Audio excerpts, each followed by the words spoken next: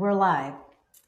Welcome to Love and Money Secrets TV. I'm your host, Dame Lillian Walker. And with us today, we have Pam Tolman, and we are going to talk about her incredible story of how she was able to overcome crushing adversity. Before we get started, I want to give a quick shout out and a thank you to our wonderful show sponsor. We have NLP Power, Dr. David Snyder. Compliments of Dr. David Snyder. This show is sponsored, and one lucky winner will be receiving this t-shirt that we will ship to you after the show. So stay tuned in, tapped in, and turned on. And at the end of either at the end of the show or after the show, we will pick someone arbitrarily to win this t-shirt. One other little shout out that I want to do before we continue also, as you guys know, the United States Postal Service is going through some issues right now, and there is a local artist by the name of Christelle Walker. Yes, Christelle Walker is related to myself, unlike Johnny Walker. That's a different fortune. And she's created these postcards. She's an international artist. Her work has been seen throughout Canada, Europe. People from all over the world have bought her artwork. And so she is raising funds to donate for the postal workers at USPS. I want to show you really quickly. We'll go ahead and we'll include in our, in the description, we will put the Have a good night. Thank you. To where you can get the postcards. I think they're $1.50 a piece. They come in color. And let me see, we'll do right here real quick. Share with you. Stop share. We'll do that at the end of the show. So without further ado, let's see here.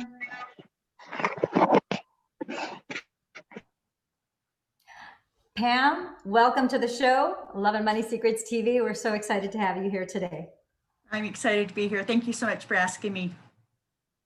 Yes, I am so honored. First of all, I have had the wonderful privilege to be one of your classmates in Dr. David's incredible medical training classes, where we learn there's so much, such a wealth, a treasure trove of information. It was an incredible 10-day experience. And that's where I got to learn a little bit about you, but I know that we just scratched the surface. And so before we dive in deep into how you overcame this crushing adversity in your life, I'd love for you to start with, having our audience get to know you a little bit better and find out, where were you born, and were you from a family of just one child or 3 children, or were you adopted? Tell us a little bit about where you grew up. I grew up in the beautiful state of Wyoming in a town called Fairview. And yeah, a very nice place. And I like to say that out of the whole state of Wyoming, we live in the most beautiful part. So I grew up in a family with 1 brother and 3 sisters. So I am the middle child. So do I have middle child syndrome? Probably. But I am the middle child. Grew up on a ranch. My dad was a logger. My mom was a school teacher. So we grew up learning to work hard and make the best out of life. We share something in common. Both of our mothers are teachers. So that's pretty cool. That's pretty cool. And so, okay, so 3 sisters, lots of hairspray, lots of makeup, lots of stockings, lots of estrogen in that household. So you outnumbered the guys double. There's 4 girls and 2 boys. That must have been fun. Well, 1 brother. I have 1 brother, but yeah. And So 1 brother and a father. So 2 men in the house, and then 3 sisters and you. 4 plus your mom 5, so it's 5 to 2 ratio. yeah. But I think they held their own pretty well, So my brother he never let us get one up on him. He was So you were the middle child. So was your brother the youngest? No, I have 2 older sisters, then my brother, younger sister. Oh, so he's your little brother. I love little brothers.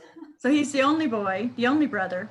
So he's kind of the baby, because being the only. And then my other sister, she's the actual baby of the family, but yeah. That is so wonderful.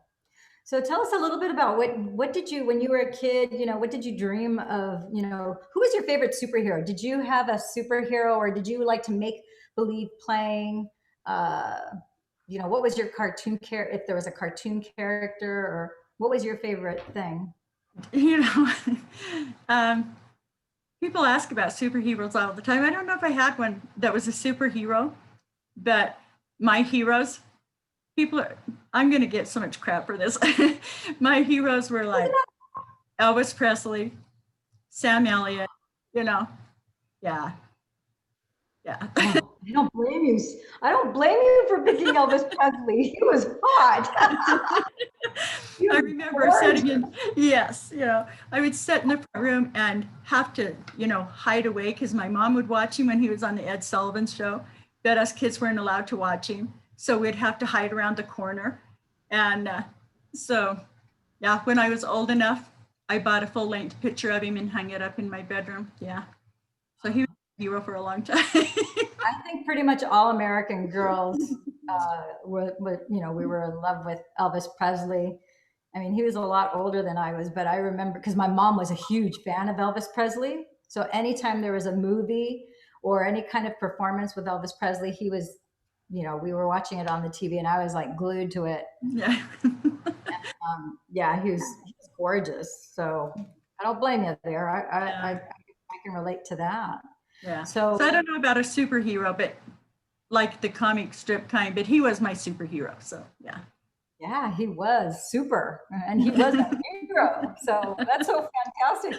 So when you were growing up and when you went to high school, did you dream of, is there anything that you aspired to grow up to be, or were you still in that exploration phase? What kind of kid were you? Do you know, coming from the home I came from, I think that I really didn't, I just wanted to grow up and be a good mom, a good wife, bring stuff. That's what, that's what I had wanted. And somewhere in there, I wanted to travel.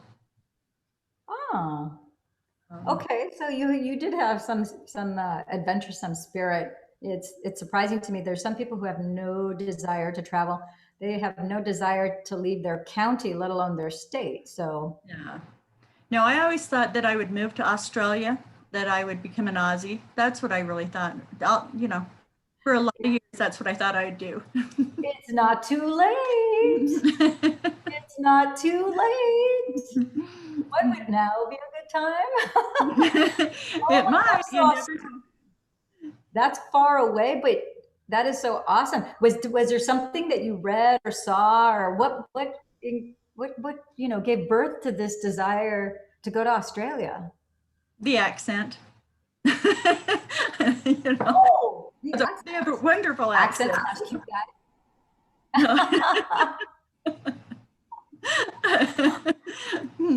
it. I met we had a guy when I was in high school that was from Australia, and he was only there for a short time, but that was when I was like, okay, Australia is where I've got to go. Oh, so that's how Australia got on your radar, was when you were in high school. Yeah. Cute guy. Yeah. Of course. That'll do it. I got to tell you, that's the best clickbait ever.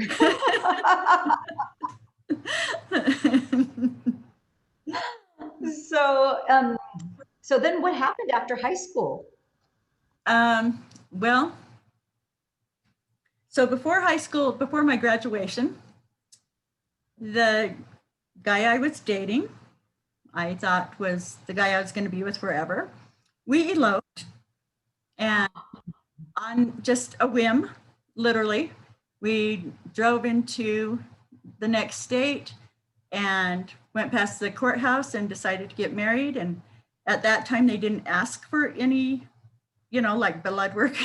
So we walked in and said we wanted to get married. And the secretary said, well, the judge is just getting ready to leave for lunch. Let me see. And he came out and he said, you guys want to get married? We said, yes. And he said, do you have witnesses? And we were like, do we need any?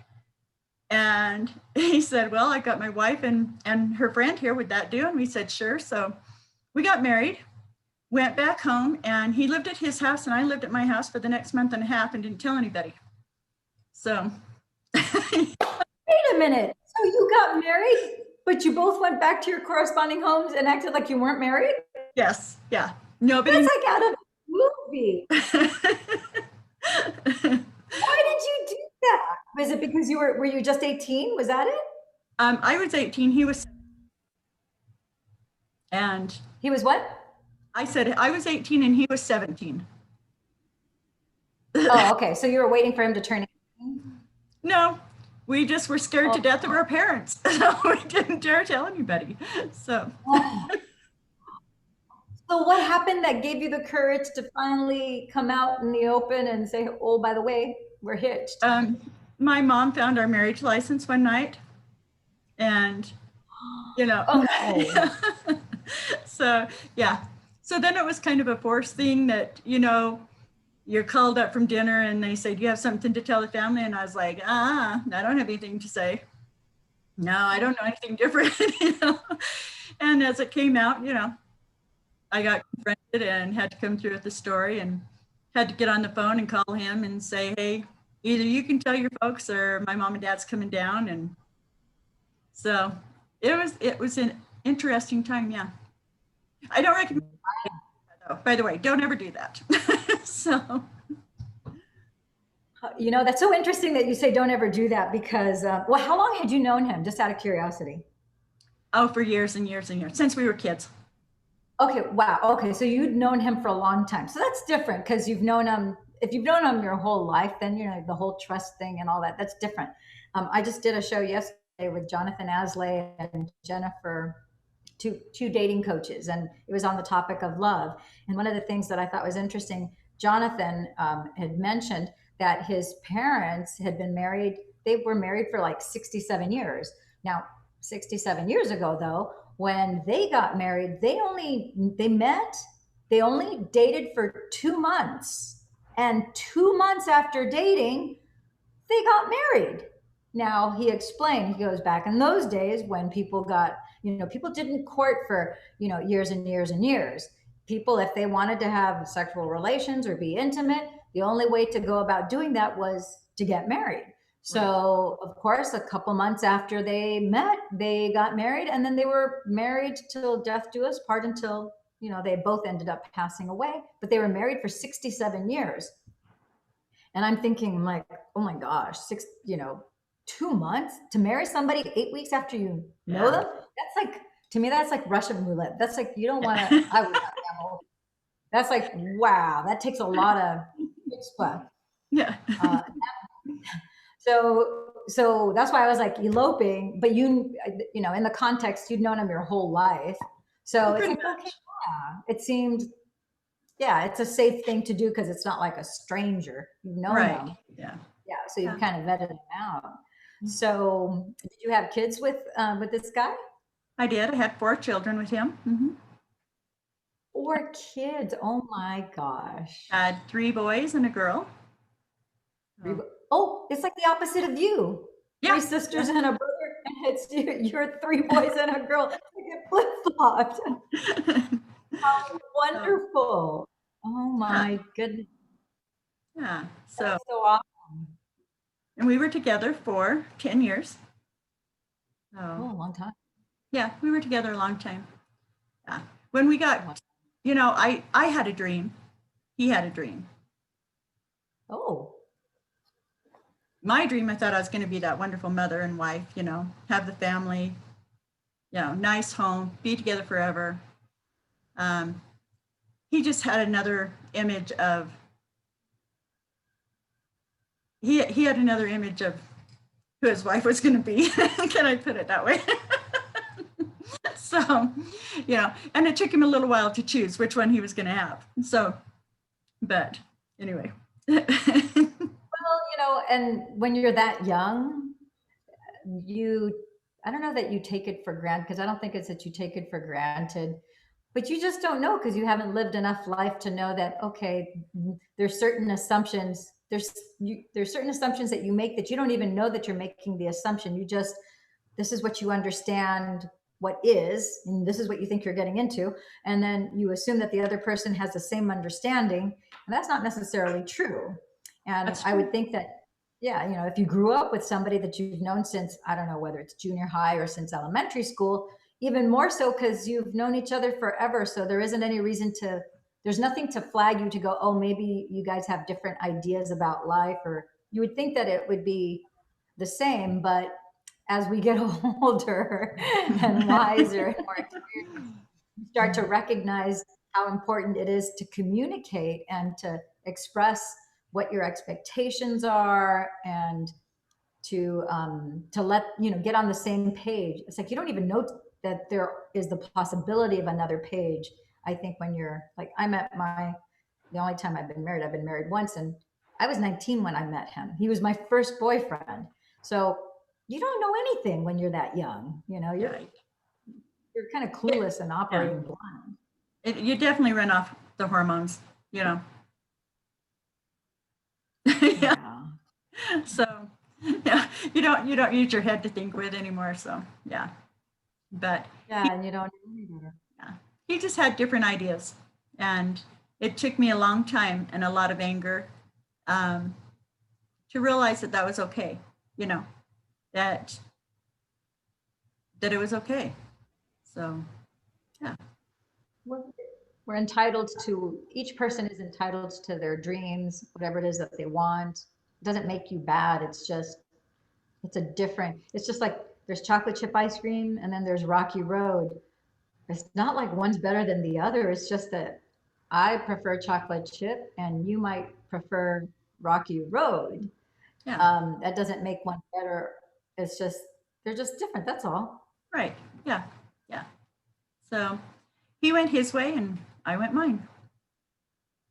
Wow. So basically the universe had you come together to have those 4 kids. Yeah. Yeah. And I wouldn't trade any of the kids. I love them all. So they're great. Yeah. Wow. And so once you guys went your separate ways, is that when I'm kind of curious because one of the things I noticed from your business card, which I'm going to share with folks here online, you're a hypnotist and you're a Reiki healer, and you do something with amino acids, which I don't know anything about, but I'm hoping that you will share with us what it is that you do with amino acids, the Reiki healing, and the hypnotherapy, because I know that you integrate the 3. So tell me a little bit about that and how what happened that guided you to do this. There. Well, after my first husband and I split, I married my second husband. And he had a severe drinking problem. He was an alcoholic and could be quite abusive. So there were times that I would pack my children in the middle of the night and leave. Okay. Can you say that again? Because the internet connection was kind of wobbly, so we couldn't hear what you were saying. Oh, I just said that there was times that I would pack up my children and put them in the car and leave, and we would hide out for the night. And so, oh wow, we owned a really old, ugly blue van, and I would put the kids in the van, and that gave us a place to sleep. And we would, the place that I seemed to always hide, there was 2 places. We would either go to the cemetery and park in the cemetery, because the only people that go to the cemetery around here are going to go make out, so they're not going to care. And so wait a minute, people go to the cemetery to make out? Sometimes it's a place there's nobody there. I mean, the people, what do they care? So wow. That we would go would be, we would go to the church grounds and park on the church grounds. And so those were the 2 places that that I felt I could take my children and be safe. Wow. Wow, wow, wow, wow. So that's interesting. That's yeah, I'm sure, for kids sleeping in a van, as an adult, we're like, oh, but if you think back when you were a kid, we had back in the 70s and the 80s, it's not like now where a lot of people have the Suburban, because they're big monster cars. And so I remember my dad got our family a Suburban. It was one of our family cars. That thing was massive. You know, it was a huge car. So my brother and I, we used to like to get in the second bench or the third bench or the back part because it was like a house because it was so enormous. There was only three of us, and it was a stick shift car. So my little mom, who's basically my size, you know, here she's driving this big old monster truck. And, you know, we each had a bench to ourselves. It's like, for us, it was like, oh, awesome for us to lay down and sleep back there. Cause it's a massive, you know, it's a big car.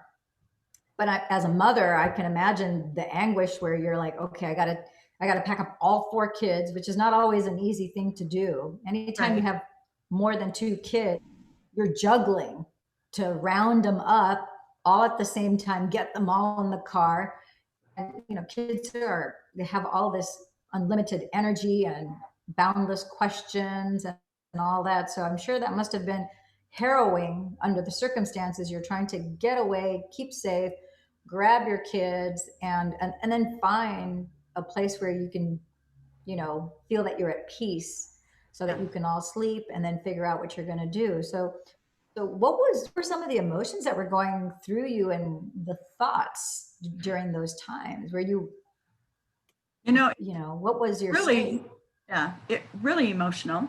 And I didn't have four children. I had an unexpected pregnancy, so I actually had five children. And so I had a child with him, and so I had five children at the time. Oh my God. And she was Wow. very young, you know, but it was, you know, there's times that you look at things and you think, how bad is he going to explode? What's going to happen? Am I going to make it out of here? Am I going to get my kids here? And then where are we going to go? And it wasn't that I couldn't go to my family, but I've always, what I get myself into, I have to get myself out of.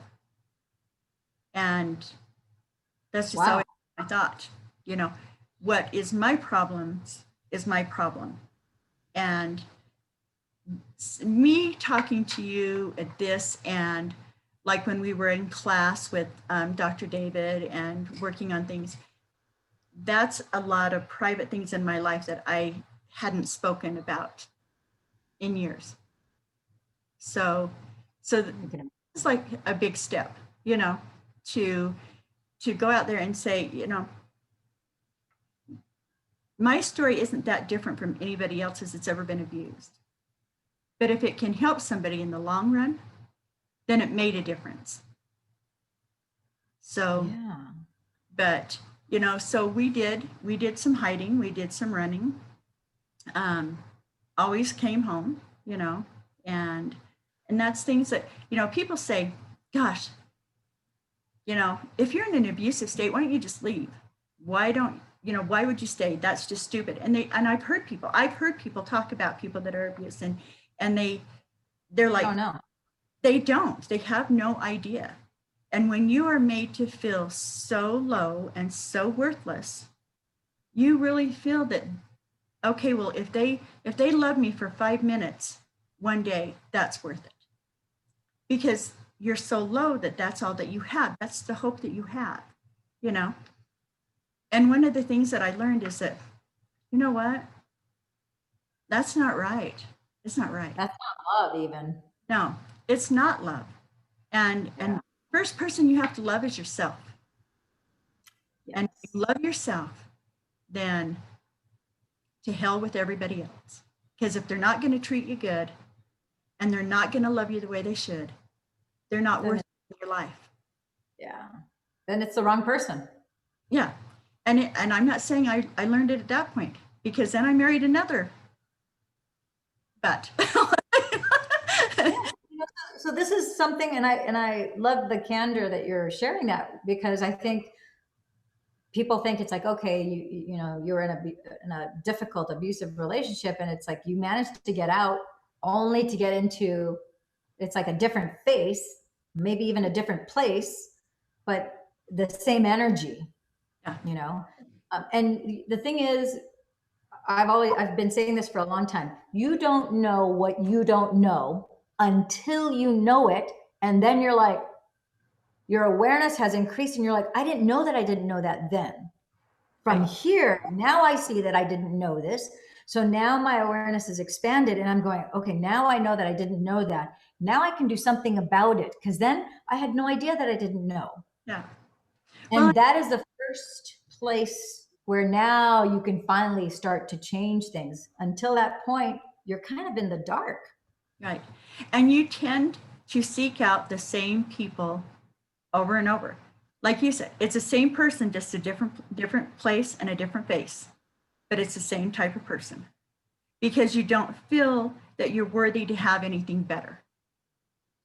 So So how did you like effectuate that? Once you realized what was going on, you're like, okay, wait a minute. Okay, now this is like, wow, I've got this going on again. How did you transition out of that, where you were able to get yourself into a place where you were able to move forward and now create a new paradigm, a new energy shift? I actually, after the third husband, I had never getting married again. I was done, you know, didn't really care if I ever looked at another man again. Yeah. I was seriously done, you know. It's like 3 strikes, you're out. You can't make a good decision.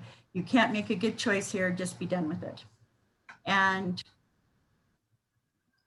a friend of mine, you know, we'd known each other for a while, and he asked me out, and I said no, and he asked me out, and I said no, and eventually we decided to non-date, which meant that he asked me out, and I said no, and then we would meet each other, and so we did for a little while.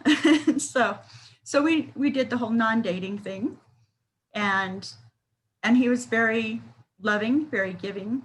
I have a large family, and you know, 5 children is a lot, but I also, a lot, yeah. you know, I also have 22 grandchildren, and I have 1 3/4 great grandchildren. You know, I have one and another one.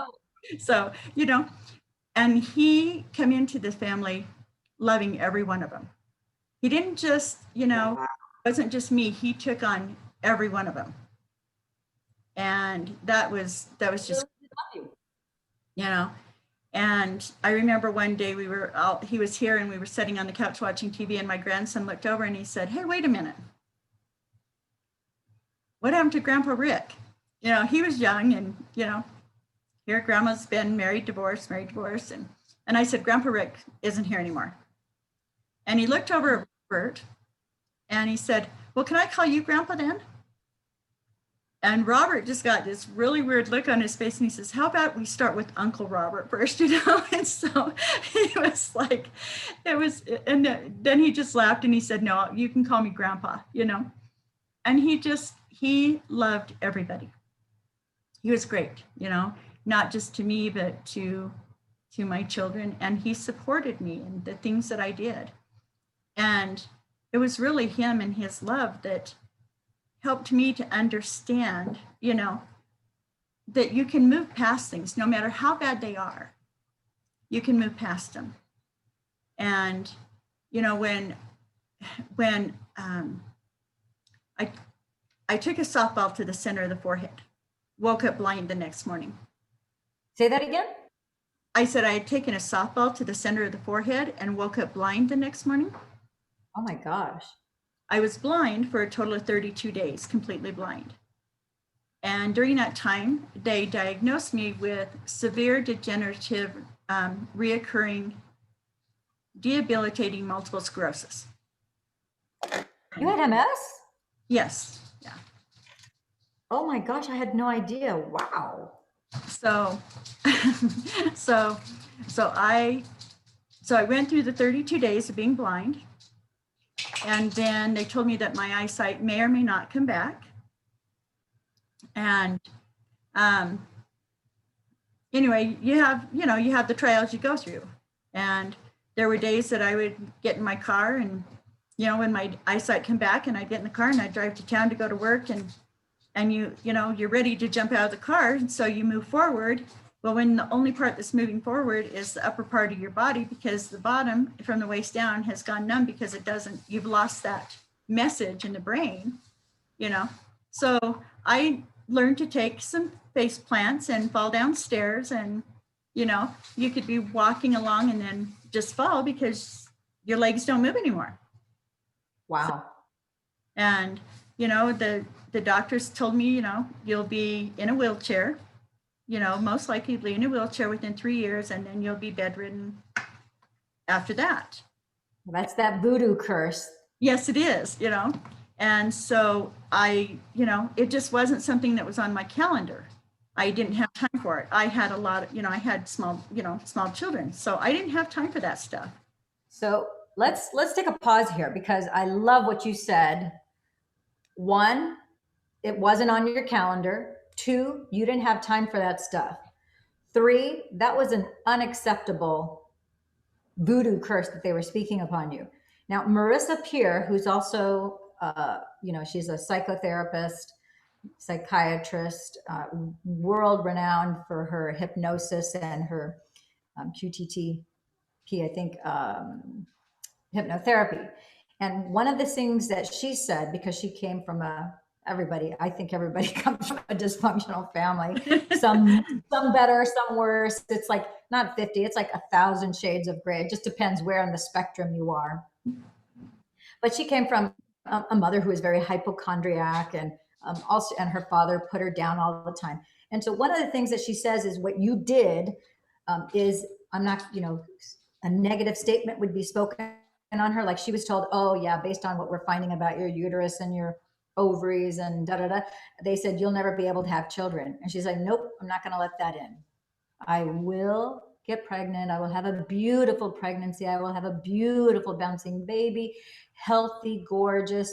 That's going to be healthy and vibrant. And so anytime she would hear something that that was a voodoo curse, she's like, nope, not going to let that in. Oh, you're a horrible person. I can't believe that was a horrible talk you gave. That's so pathetic. I fell asleep during your talk. She's like, nope, not going to let that in. And that's what you had, the presence of mind. You had enough self-love to go, no, I didn't schedule. It's not on my schedule to have MS. It's not on my schedule to be in a wheelchair. I don't have time for this thing that you're saying that's going to happen, because it hasn't happened yet. Nope, not letting it in. Yeah. So that's very powerful, because most people would go to the doctor who's the authority and the expert. Oh, I can anticipate that this is where I'm going. And you're like, nope, not on my watch. Yeah. And I mean, I took their medicine. I took all 15 of them for a long time, and it just didn't do anything for me. So I quit taking it.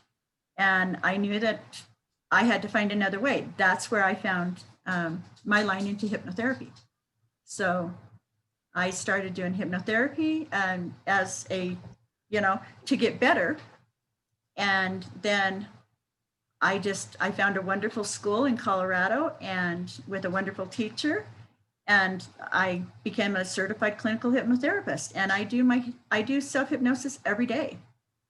So, and I think that that's one of the things that keeps me going, and my mindset, because I went through enough turmoil and enough abuse in the time that I was married that I had made a statement to myself that I would never go back there.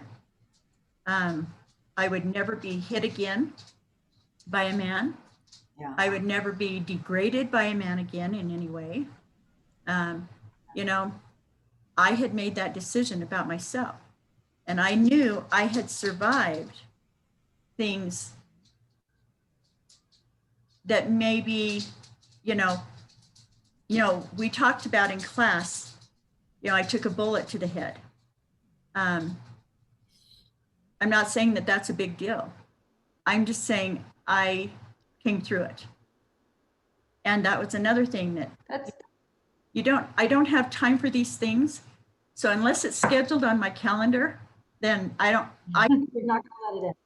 you know, so. Yeah, you're lucky you survived a bullet to your head. So did you take the bullet to the head before or after you were blinded where you got the baseball? It sounds like the baseball was a catalyst to your MS somehow. Yeah. The bullet came before the MS. And so.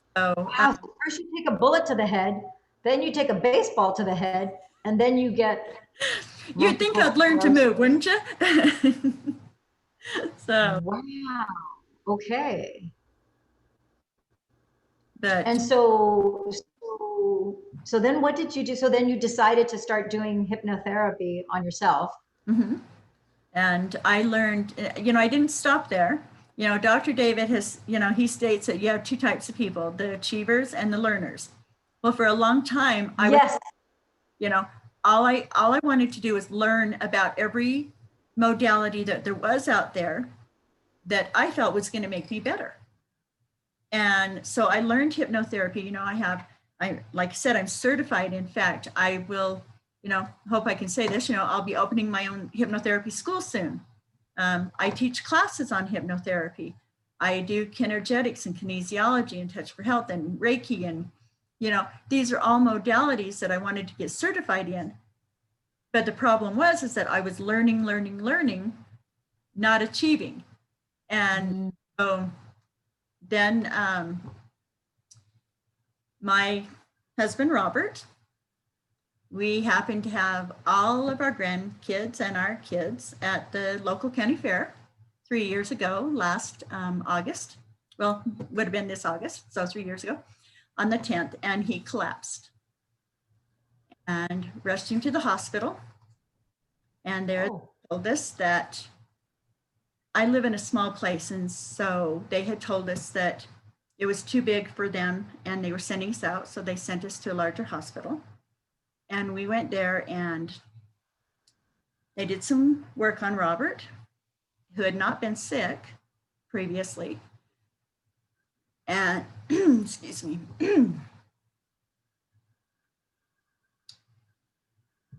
And they came in and told us that he was in stage 4 colon cancer. That wow. If he did chemo and radiation, that he would possibly have 36 months. If he did not, with as good as health as he was in, considering, the cancer, we would probably get 24 months. Robert and I worked together a lot with energy work. He was not a big one for doctors. In fact, he didn't like doctors at all. I'll just put it out there. And so I brought him home and I had a wonderful 8 weeks with him before he passed away. Oh, he went so fast. Yeah. So that was a time that I said, I think I've about had enough, Lord. I can't do it anymore. And, when you go through three marriages and you know that they don't love you, they don't respect you, they don't care for you.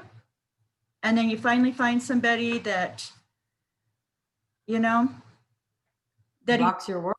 Yeah. And I tell people, I have a very dear friend right now that we speak quite often right now. And I was telling the other night, Robert and I were together for 18 years. And, wow, that was a long marriage. Yeah. 18 years. Yeah. Well, we were married for 14. We lived together for 4 years before that. But you guys were a couple for 18 years. That's a long time. Wow. Oh, so you were able to find a man who loved, appreciated you and adored you. Yeah. And I was his fourth wife. He was my fourth husband. And we agreed to never fight. And I can say in that 18 years, we had disagreements. Yeah. Didn't fight. And one of the things that I believe helped us with that was that when we decided to get together and we decided not to fight, our to each other was that every night when we went to bed, we held hands. And now I'm not saying that we didn't have bad times, because we would have some pretty severe disagreements. And we would go to bed and, instead of cuddling, we'd be back to back. But the rule was, you never go to bed without holding hands. And our hands went behind our back, and our hands would clasp. And if you ever have the opportunity, try it. You cannot be mad at somebody that you're holding hands with. You feel heat, the energy that flows from them. You can't stay mad, you can't. And my great-grandfather had told me when I was a young girl, never speak out of anger until you close your eyes. And who would have known that he was teaching me to be a vision person at that young age? But he said, wow. your eyes, and you look at the most beautiful beach or set of water that you can imagine, and you pick up a large stone and you throw it as far as you can, and you never speak a word of anger. You never speak a word until every ripple has come to shore. And when every ripple has come to shore, the heart should be calm, the mind should be still, and you can speak with love. Your grandfather was a Zen master. Oh my God. So that's amazing. Those are things that Robert and I live by. And through 3 bad marriages, 3 physically, mentally abusive relationships, and I finally found one that the person really loved me for who I was, who I am. And I never worry. I never had to doubt. And I always, always knew that he loved me. And the thing was, Lillian, everybody in town would always say, he really loves you. That's quite a thing, So through everything, being with Robert helped me be a person again, because there was a time in my life that I didn't feel as much as a person. I didn't feel as anything. And unfortunately, a lot of that I passed on to my children. It's really important to break the cycle. If you are an abused person, break the cycle before you pass it on to your children. Don't think that they have to go through the same thing that you went through. Not being a good or being loved. You don't have to be that way. Everybody deserves to be loved. And the one thing, nobody has a right to judge anybody. Not even you have the right to judge yourself. And that was a hard lesson. Sometimes we judge ourselves worse than others even judge us. But what you spoke of earlier about having that self-love, because if you really have self-love, you're not going to be judging yourself. Right. You show grace and you show mercy towards yourself, because it's not a loving thing to be self-critical, to be judgmental, to be harsh. That's your ego. Right. Your ego is trying to beat you up and pound you into submission. And you got to realize, no. The true me would never say such harsh words to me. So unless they're love words, that's your indicator that that's not your true self, that's the ego that's been conditioned by society, peers, parents, family members, society, people that are all in our external. But when you have loving thoughts that are gracious, that are kind, that are loving, that are forgiving, it's like, you know what, you screwed up, but you know what? You realize that you screwed up. You know what the screw up is. Now you know what to do differently next time. There's no go. Awareness is 9/10 of the battle. Now move forward knowing that you're not going to do that again. And the proof is you did that because you were able to get out of that cycle of having an abusive relationship. And then you had your crown jewel. You had your Robert, who showed you that he loved and adored you. And he was able to receive that you had for him. and he was able to give you love as well, and you were able to give him. You had the flow with him where you both gave to each other. And I love the fact that you made that agreement. You're gonna, you're not gonna be a puppet and say yes to things that you don't want to say yes to. You have disagreement, but you made that agreement about that, where you hold hands every night before you go to sleep. You get back to each other. You still held hands even though you were giving back to each other. That must be interesting to, the warmth of another person's hand. You can't isolate yourself. I kind of lost you there because it's kind of cutting out a little bit, but I think I heard what you said. Yeah, you were saying about holding hands even though you were giving each other your back to each other because maybe you had a disagreement, but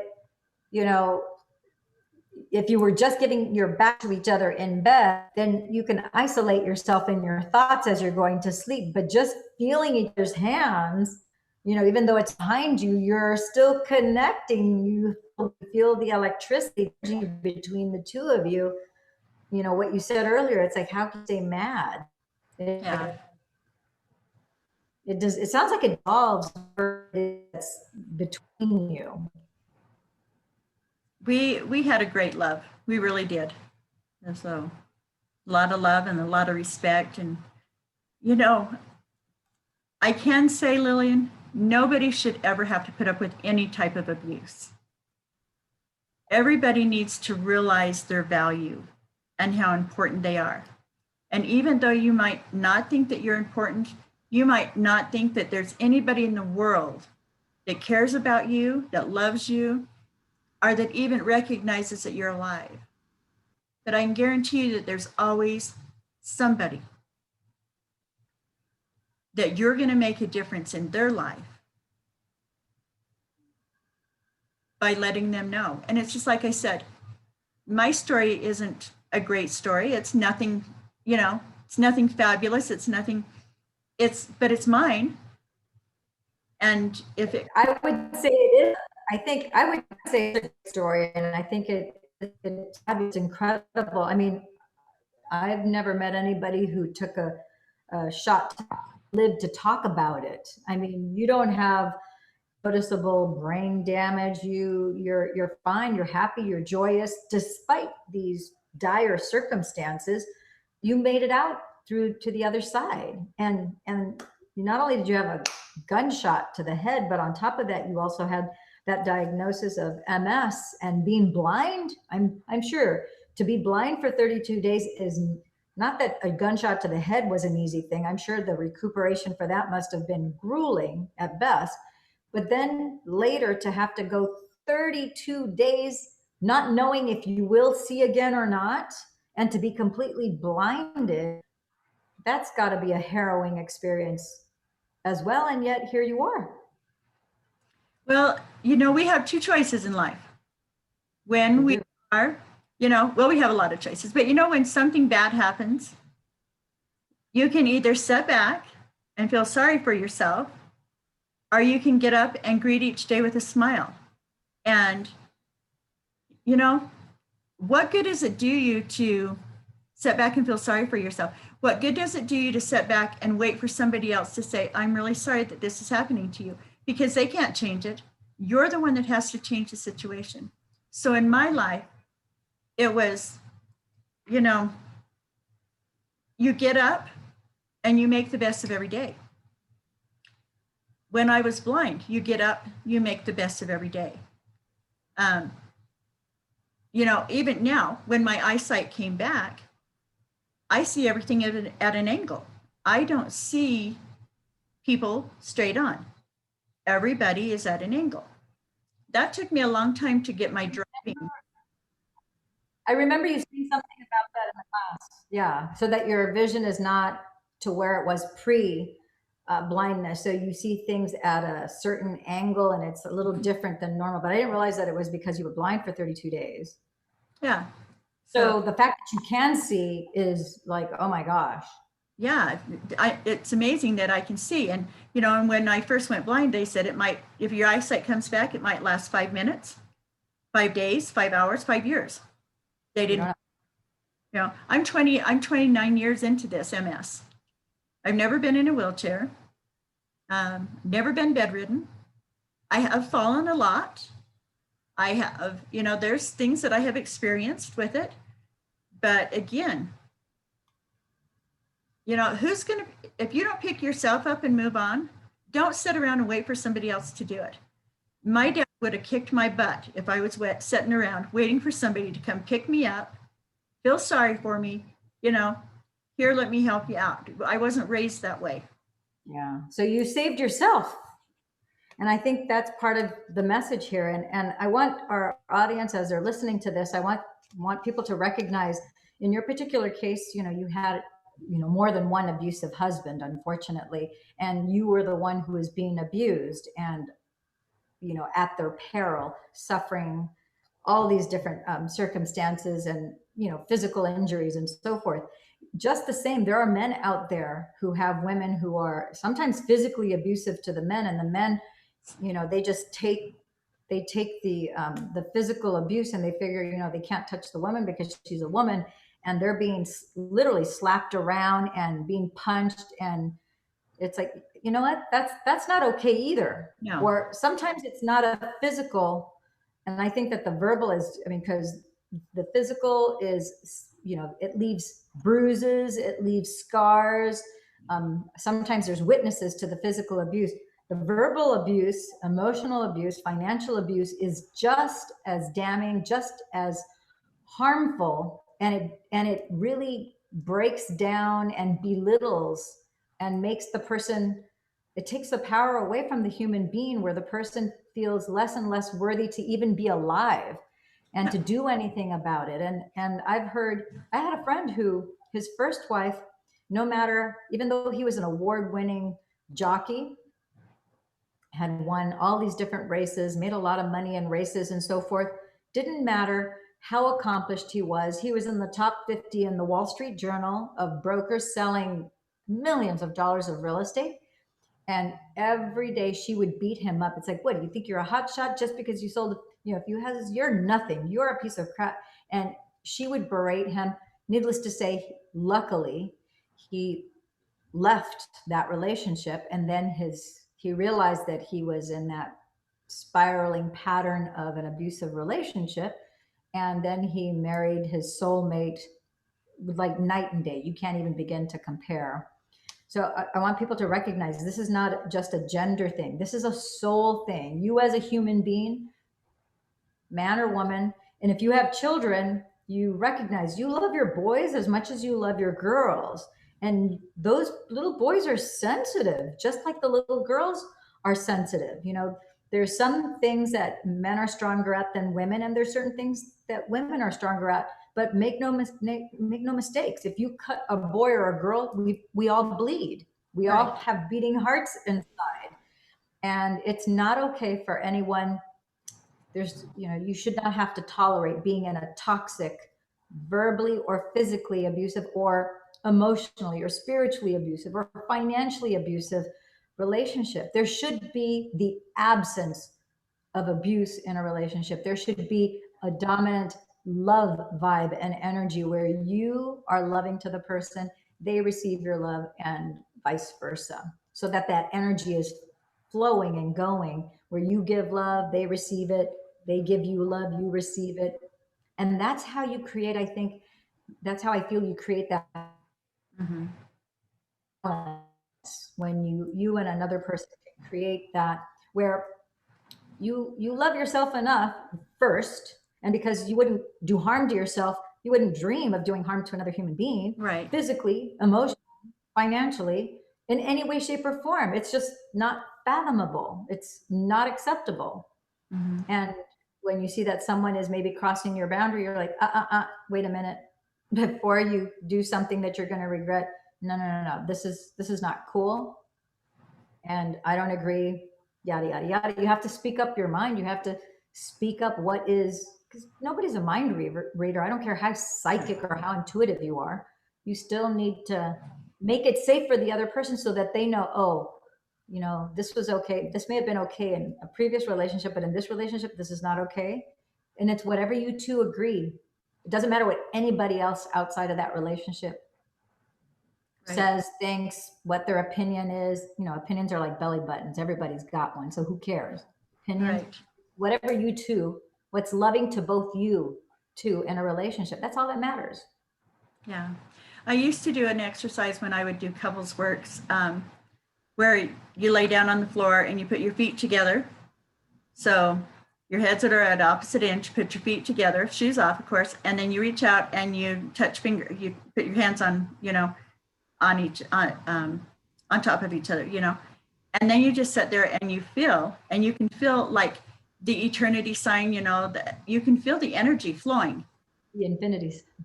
Throughout your bodies, and you're exchanging that energy with that person that you love, and I do that with my couples work when I, in some of the classes that I taught, to let people see and feel the actual energy. So when they say, well, we have, there is no energy connection there, and you have them do that and they can feel that energy that flows from one to the other. And, but if there is that interruption, and there is that abuse, then it needs to be recognized. Yeah. And that's a really good way, because if you can't feel that continuous flow and there's something there that is interrupting that energy flow, it's time to take a look.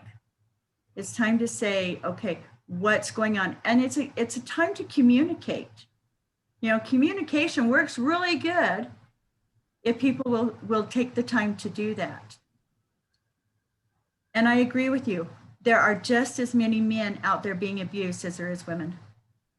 Yeah, and it's not okay for anybody to be at the receiving end of abuse. And I think that, one of the things that I've come to learn over the years about abuse, physical, financial, emotional, spiritual, psychological abuse, the person, and this could be in a boyfriend, girlfriend, fiance relationship, or in a marriage, when you have somebody who is physically abusive to you, verbally abusive to you, just outright abusive to you, they're showing you the level of not only brokenness that they have within them, but also the level of pain that they have experienced.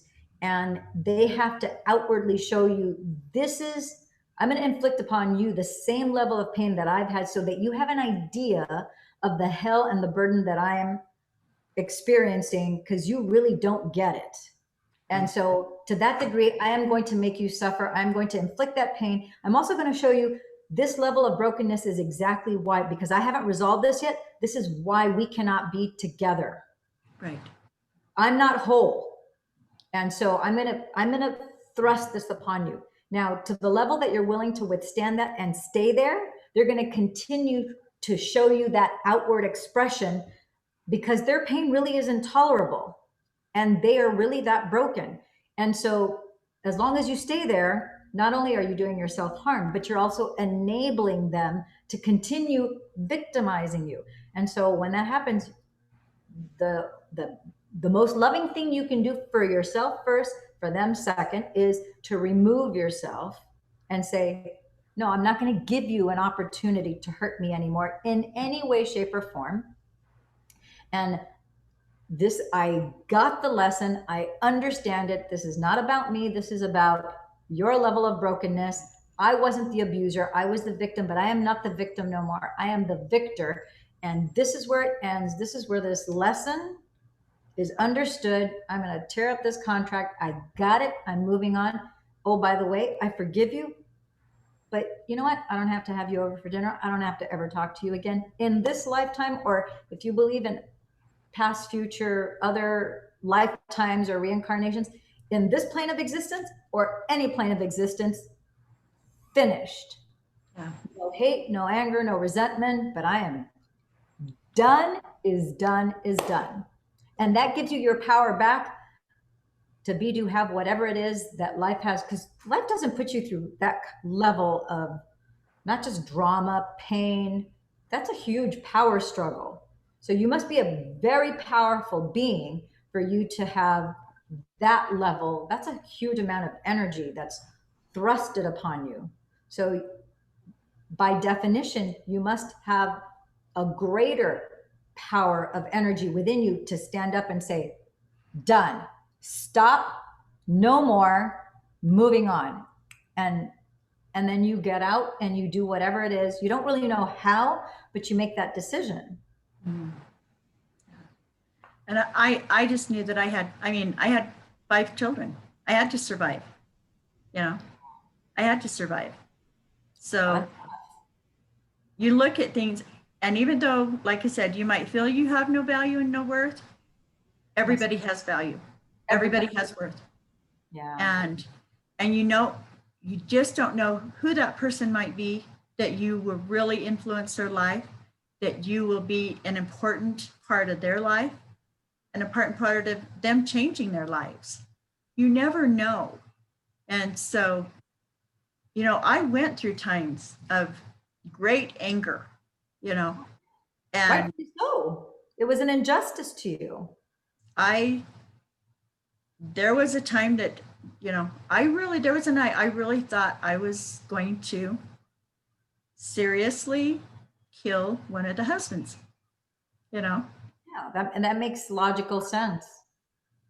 and had it worked out different, I took a chance, and I'm not saying that was a smart thing to do.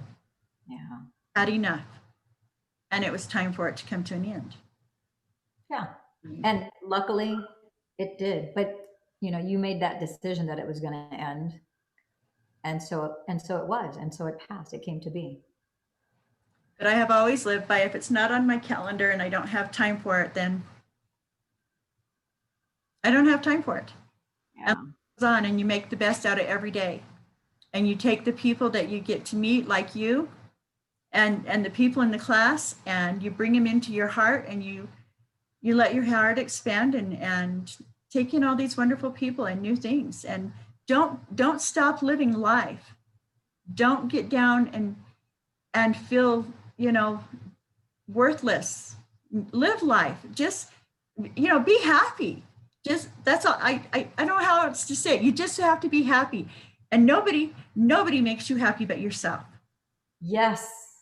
You're either a victim and you continue to be the victim, or victor, and you stand out and you take that power pose and you say, this is mine. Yes, the victory pose. That's right. Yeah. So never give up, and live life to the fullest. Yeah. And that's one of the things I want to pay a special honor to you, because you had every reason, by the world standards, you had every reason to close your heart down and to have a heart wall literally built around it and say, you know what? Nope, I'm never going to love again. Nope, I am never going to give my heart to anybody else. No one is ever going to hurt me that way, because I'm not going to, there's no possibility. And instead, you had enough courage to feel the fear and open up your heart again. And because of that, you were able to let Robert in. Now, rightfully so, as all women should, Robert had to earn the right to your heart. You weren't going to trust blindly, because you already knew what happened 3 times before. Right. So that trust, he had to earn the right to your heart. And as he showed, not only by his words, more importantly by his actions, because you know what? Sometimes what a person says, you know what? There's a saying, and I don't know who is the originator of the saying, but it's like, I'm sorry, I can't hear a word you're saying. Your actions speak so loud that I can't hear a single word that you're saying.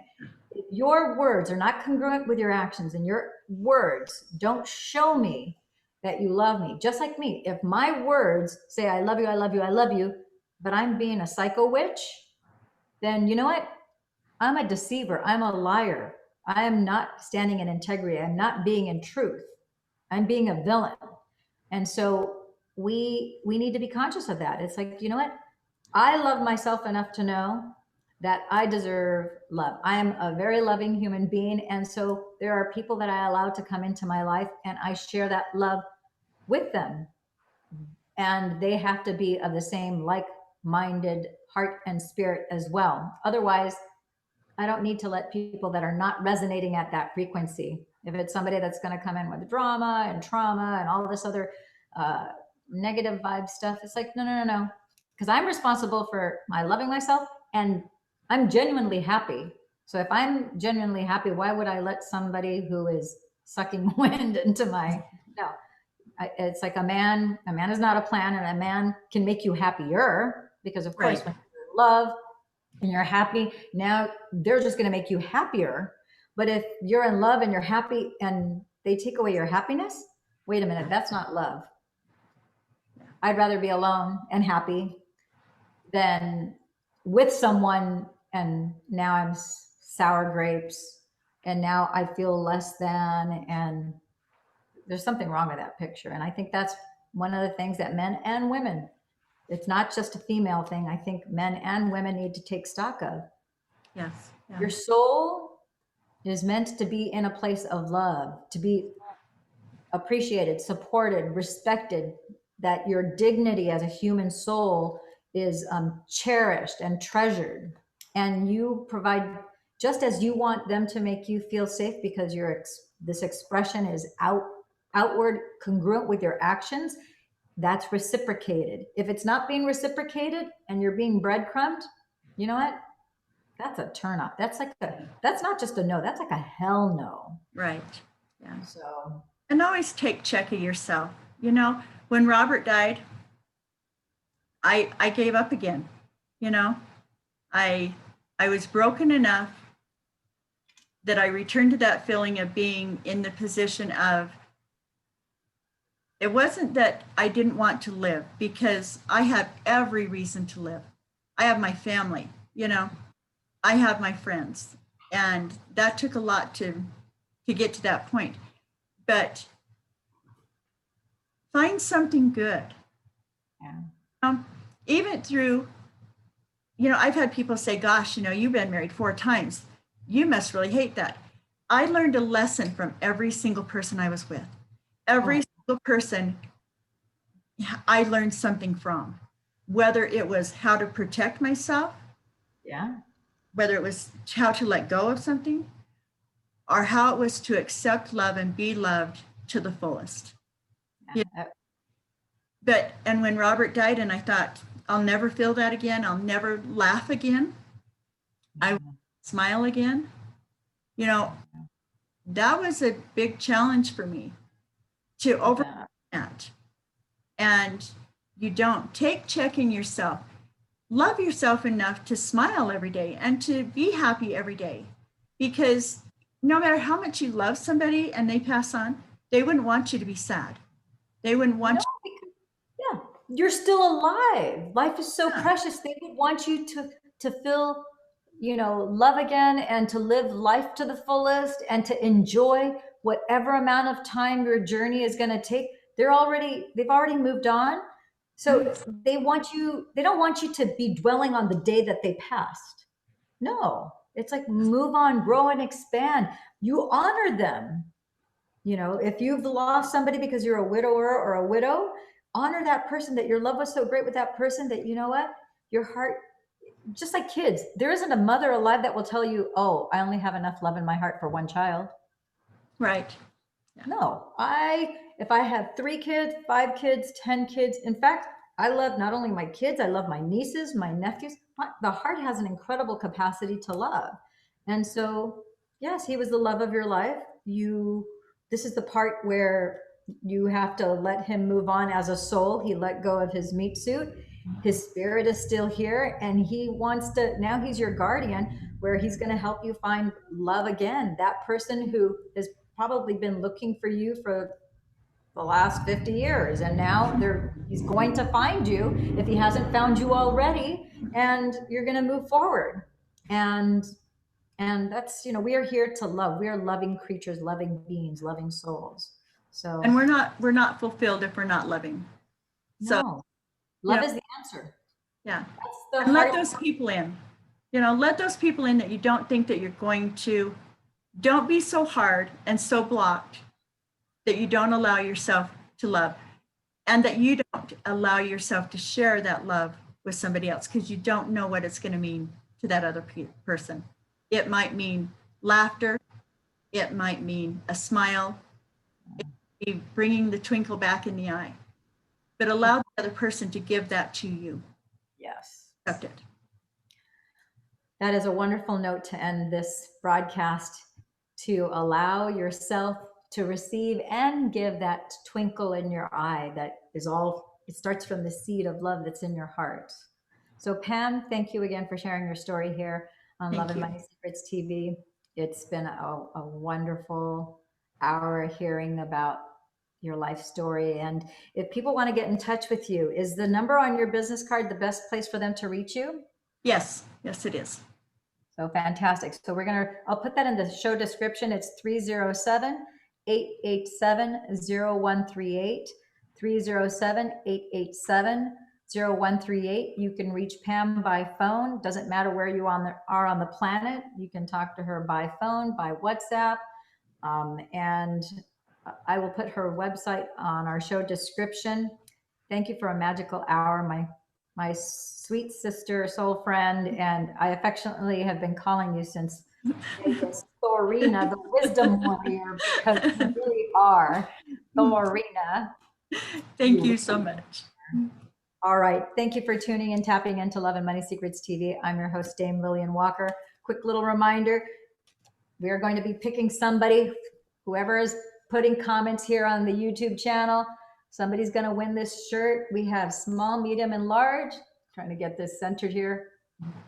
Dr. David Snyder. And thank you for being our show sponsor. And if you want to support the UPS postal workers, I will put in the show description the website where you can buy these postcards to help support this this program. Okay. Thank you very much. Ciao for now. Bye. Bye.